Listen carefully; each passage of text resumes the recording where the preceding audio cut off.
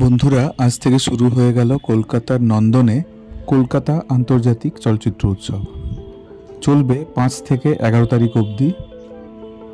গোটা বিশ্বের নানান জায়গা থেকে এবছর ছবি এসেছে এবং সেই সমস্ত ছবি এই 5 থেকে 11 তারিখ কলকাতার নানান হলে, যার মধ্যে নন্দন 1, নন্দন 2, নন্দন 3, রবীন্দ্র সদন এইসব তো রয়েছে, তার সাথে অন্যান্য হলেও দেখানো হবে।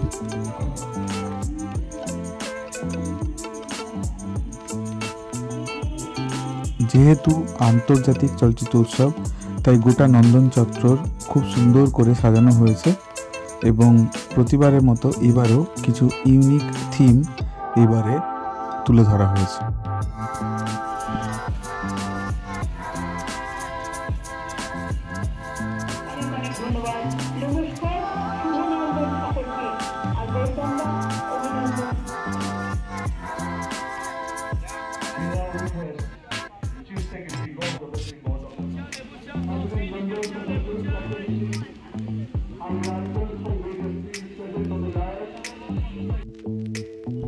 যারা যারা ডেলিগেট কার্ড করিয়েছেন তারা তো হলগুলিতে সিনেমা দেখতে পাবেনই, তার সাথে প্রতিদিনই বেশ কিছু ফ্রি পাস দেওয়া হয়।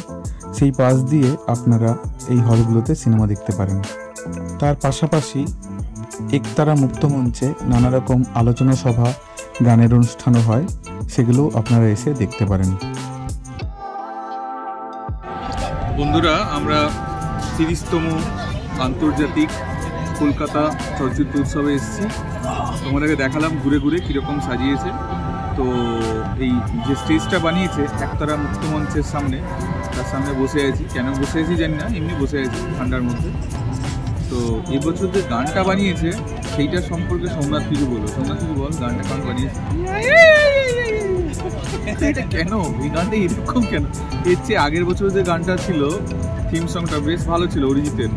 মানে ওটাকে প্রথমে ক্রিটিসাইজ করছিলাম বটে, কিন্তু ওটা বেশ গুনগুন করা যাচ্ছিল গানটা। এই বছরটা গুনগুনও করতে, এই বছরটা গুনগুন করার ইচ্ছেও যাইবে না, মানে 7 দিন ধরে কান খাবে। তো যাই হোক, এখন একতারা মঞ্চের এখানে সাজানো চলছে স্টেজ। কালকে থেকে পুরো দমে একদম অনুষ্ঠান শুরু হয়ে যায়। সোমনাথ, তুই প্রথম কোন বছর এসেছিলি বল? আমি 2014 থেকে দেখছি কলকাতা ফিল্ম ফেস্টিভ্যাল, মানে 10 বছর হয়ে গেল। ঢোকার পর থেকে আসছে, মানে 17। ঠিক আছে, চলো tata.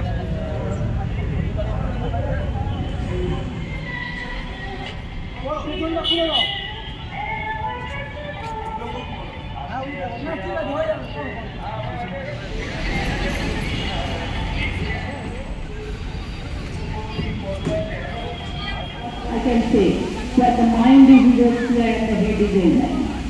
What Rabindranath Tagore has taught him. So we know each other very well. আমি আপনাদের সকলকে অনেক অনেক আগাম বড়দিনের শুভেচ্ছা এবং হ্যাপি নিউ ইয়ারের শুভেচ্ছা আমি জানিয়ে যাচ্ছি।